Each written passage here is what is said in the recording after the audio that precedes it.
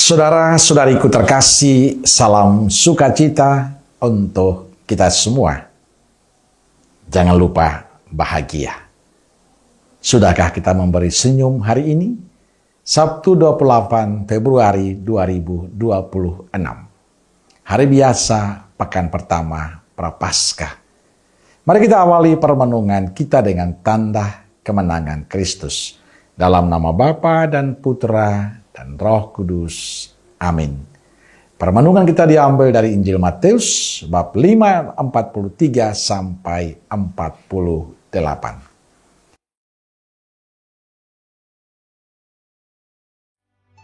Kamu telah mendengar firman, kasihilah sesamamu manusia dan bencilah musuhmu. Tapi aku berkata kepadamu, kasihilah musuhmu dan berdoalah bagi mereka yang menganiaya kamu. Amin, Guru. Karena dengan demikianlah kamu menjadi anak-anak Bapamu yang di sorga, yang menerbitkan matahari bagi orang yang jahat dan orang yang baik, dan menurunkan hujan bagi orang-orang benar dan orang-orang yang tidak benar. Apabila kamu mengasihi orang yang mengasihi kamu, apakah upahmu? Bukankah pemungut cukai juga berbuat demikian? Dan apabila kamu hanya memberi salam kepada saudara-saudaramu saja, apakah lebihnya daripada perbuatan orang lain? Bukankah orang yang tidak mengenal Allah pun berbuat demikian? Karena itu, haruslah kamu sempurna, sama seperti Bapamu yang di sorga adalah sempurna. Saudara-saudariku terkasih, bacaan Injil hari ini mengajarkan pada kita bahwa sebagai murid Kristus, kita harus memiliki kasih Kristus, mengasihi musuh, dan mendoakan penganiayaan. Yesus menuntut kesempurnaan kasih seperti Bapa di surga yang mengasihi kita sampai akhir.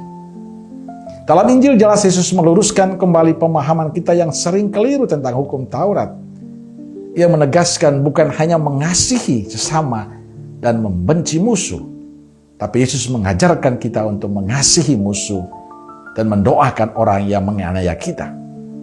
Di sini Yesus tidak hanya memerintah, tapi juga sekaligus memberi contoh tentang kasih itu. Mengasihi musuh adalah cara kita menunjukkan bahwa kita anak Allah yang mengasihi semua tanpa batas, baik yang jahat maupun yang baik. Karena jika kita hanya mengasihi orang yang mengasihi kita, itu artinya kita tidak memiliki perbedaan dengan kaum Farisi dan mereka yang tidak mengenal Tuhan. Kasih kita harus melampaui standar manusiawi. Saudara-saudari terkasih, ajaran Yesus hari ini tidak mudah. Ini bertentangan dengan kebiasaan manusia. Tapi itulah keistimewaan kita sebagai murid Kristus. Hari ini kepada kita yang mengakui murid Kristus dituntut berjuang untuk tidak membalas dendam, melainkan membalas kejahatan dengan kebaikan.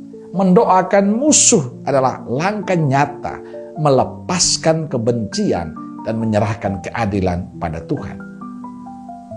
Hari ini kita sebagai orang Katolik diajak untuk membangun budaya baru, budaya kasih dalam kehidupan kisah, kasih yang tak berakhir.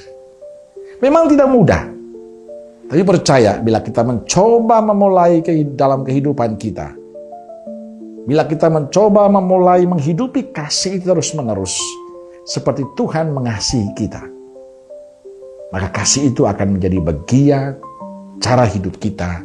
Kasih itu akan menjadi roh dalam kehidupan kita, dan itu akan menjadi berkat bagi banyak orang. Percaya, orang yang selalu mengasihi tanpa batas, surga tempatnya. Amin. Semoga Allah yang Maha Kasih memberkati saudaraku sekalian, Bapa, Putra, dan Roh Kudus. Amin. Roh Kudus Nazaret, doakanlah kami. Amin. Berkah dalam.